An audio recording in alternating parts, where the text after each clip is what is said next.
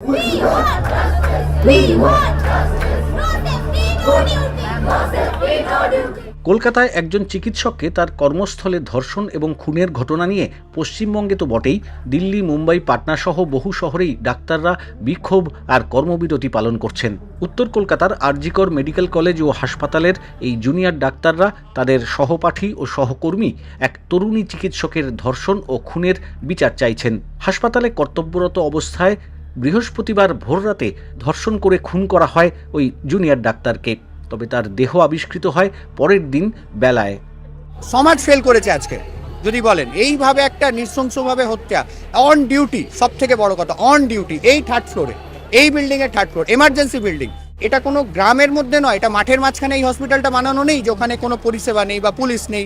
এখানে এরকম একটা busy of the heart of the Kolkata এই একটা হসপিটাল, এত বড় একটা টার্সিয়ারি মেডিকেল কলেজ যেখানে মেয়েদের হোস্টেলও ইভেন আছে ক্যাম্পাসের ভিতরে। আজ যদি অন ডিউটি অবস্থায় যদি এই ঘটনাটা হয়েছে, কাল কি এটা গ্যারান্টি দিতে পারে হোস্টেলে এটা হতে পারে না? প্রায় 1.5 দিন একটানা ডিউটির পরে ওই চিকিৎসক যখন বিশ্রাম নিচ্ছিলেন বৃহস্পতিবার গভীর রাতে, সেই সময় তাকে ধর্ষণ করে খুন করা হয় বলে পুলিশ জানিয়েছে। ঘটনা সামনে আসার একদিনের মধ্যেই এক ব্যক্তিকে মূল অভিযুক্ত বলে গ্রেপ্তার করা হয়েছে। পুলিশ জানিয়েছে ধৃতের নাম সঞ্জয় রায়, যিনি কলকাতা শহরের পুলিশ বাহিনীতে সিভিক ভলান্টিয়ার বা সহযোগী কর্মী হিসাবে নিযুক্ত ছিলেন। পুলিশ আরও বলেছে, আরজিকর মেডিকেল কলেজে সেদিন রাতের সিসিটিভি ফুটেজ দেখেই অভিযুক্তকে চিহ্নিত করা হয়েছে। ওই তরুণীর সঙ্গে যখন পাশবিক নির্যাতনের ঘটনা ঘটে বলে ধারণা করা হচ্ছে, তার ঠিক আগে ওই ব্যক্তিকে হাসপাতালে ঢুকতে দেখা যায় এবং তার খানিকক্ষণ পরে বেরিয়ে যেতে দেখা যায় বলেও জানানো হয়েছে। আমার কাছে যখনই কলকাতা পুলিশ কমিশনার খবরটা দেয়, আমি সঙ্গে সঙ্গে তাকে বলি যে এটা খুব নক্কারজনক ঘটনা এবং খুবই বেদনাদায়ক ঘটনা। যেই জড়িত থাক তাকে ইমিডিয়েট শাস্তি দিতে হবে এবং আমরা চাই এই কেসটা ফাস্ট ট্র্যাক কোর্টে হোক। ফাস্ট ট্র্যাক কোর্টে বলে জুডিশিয়াল প্রসেসটা তাড়াতাড়ি হবে এবং তাতে আমরা ফাঁসির দাবি জানাবো। পশ্চিমবঙ্গের সব মেডিকেল কলেজের জুনিয়র ডাক্তাররাই এখন চিকিৎসা করা বন্ধ করে ধর্ণা চালাচ্ছেন। যদিও ক্ষমতাসীন তৃণমূল কংগ্রেস আন্দোলনকারীদের বোঝানোর চেষ্টা করছে যে তাদের দাবি যখন মেনে নিয়েছে সরকার, একজন অভিযুক্তও গ্রেপ্তার হয়েছে, এখন চিকিৎসকদের উচিত আন্দোলন বন্ধ করে চিকিৎসা পরিষেবা চালু করে দেওয়া। কিন্তু আন্দোলনরত জুনিয়র ডাক্তাররা সেই কথা মানেননি, বরং তাদের সঙ্গে যোগ দিয়েছেন দিল্লি সহ একাধিক শহরের জুনিয়র ডাক্তাররাও। সিনিয়র চিকিৎসকরাই এখন পশ্চিমবঙ্গের হাসপাতালগুলিতে রোগী দেখছেন, আবার পড়ুয়াদের আন্দোলনের পাশে এসেও দাঁড়াচ্ছেন। ওই তরুণী চিকিৎসকের ধর্ষণ হত্যার ঘটনায় বৃহত্তর নাগরিক সমাজও প্রবলভাবে সরব হয়েছে। আমরা তো কোনোদিনও ভাবিনি যে হাসপাতালটা আমাদের সেকেন্ড হোমের মতন, যে আমাদের কর্মক্ষেত্র, সেই জায়গাটাকে আমরা অবভিয়াসলি সেফেস্টই ভাবতাম, বাড়ির মতোই।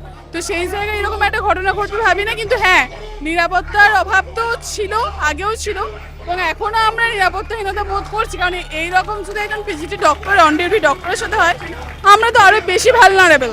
আমাদের আর কি চাই যে জাস্টিসটা প্রপার সার্ভ হোক, আর আমরা চাই যে একটু সিকিউরিটি যেন আরেকটু বাড়ানো হয় হসপিটালে, যাতে ফিউচারে এরকম কোনো ঘটনা না ঘটে।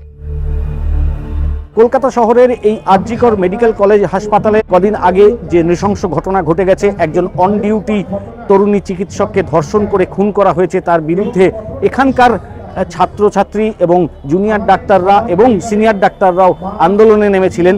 তাদের আন্দোলনের মূল বক্তব্য যদিও ছিল ওই তরুণী চিকিৎসকের ধর্ষণ এবং হত্যার বিচার চাই, কিন্তু তার সঙ্গে সঙ্গেই তাদের আরও একটা বিষয় ভাবাচ্ছে, সেটা হচ্ছে যে কর্মস্থলে তারা কতটা নিরাপদ। আরজিকর মেডিকেল কলেজ কলকাতার one of the busiest hospital, যেখানে পেশেন্ট 24/7 হাজার হাজার পেশেন্ট এখানে আসে। আমরা পেশেন্টকে দেখছি এমন একটা জায়গায় যেখানে আমরা নিজেরাও সেফ আছি, কিন্তু আজকে এই জিনিসটা মনে হয় না। আজকে মনে হয় কি আমাদের সেফটি কোথায়? এরপরেও সেফটি ফিল করা, আমার মনে হয় না কোনো মেয়ে আর এখানে সেফ ফিল করে। প্রত্যেকটা কোণাতে যেতেই ভয় লাগছে আমাদের হসপিটালে। আন্দোলনকারী ও ধর্ষণের শিকার হওয়া চিকিৎসকের পরিবারের অভিযোগ ছিল কলেজ কর্তৃপক্ষের বিরুদ্ধেও। ঘটনাটিকে প্রথমে আত্মহত্যা বলে প্রকৃত ঘটনা ধামাচাপা দেওয়ার চেষ্টা হয়েছিল এবং প্রকৃত অপরাধীদের আড়াল করার চেষ্টা করেছিলেন কলেজের তৎকালীন অধ্যক্ষ ডাক্তার সন্দীপ ঘোষ সহ কর্তৃপক্ষের একাংশ। ডাক্তার ঘোষ সোমবার ইস্তফা দেন, তবে বিকেলেই আবার সরকার তাকে কলকাতারই ন্যাশনাল মেডিকেল কলেজের অধ্যক্ষ হিসাবে বদলি করে দেয়। মঙ্গলবার সকাল থেকেই সেখানে ছাত্র বিক্ষোভ শুরু হয়, আর বিকেলে হাইকোর্ট জানায় যে এখনই ওই অধ্যক্ষকে কোথাও কোনো কাজ যেন দেওয়া না হয়। Amitabh Bhattasali, BBC news Bangla, Kolkata. No safety, no duty. No safety, no duty.